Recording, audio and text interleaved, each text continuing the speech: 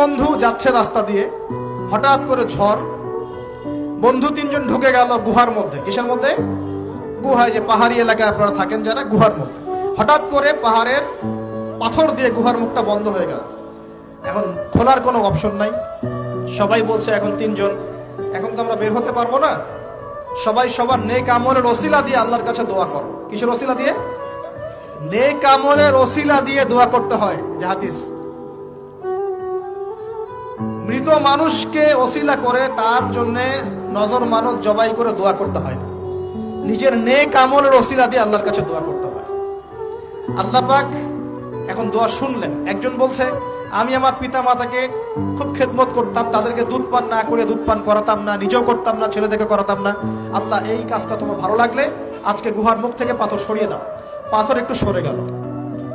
পাথর আল্লাহর কথা শোনে কিনা? শোনে না? সবাই আল্লাহর কথা শোনে। আগুন আল্লাহর কথা শোনে কিনা? ইব্রাহিমের জন্য আগুন ঠান্ডা হয়ে যায় নাই? আচ্ছা,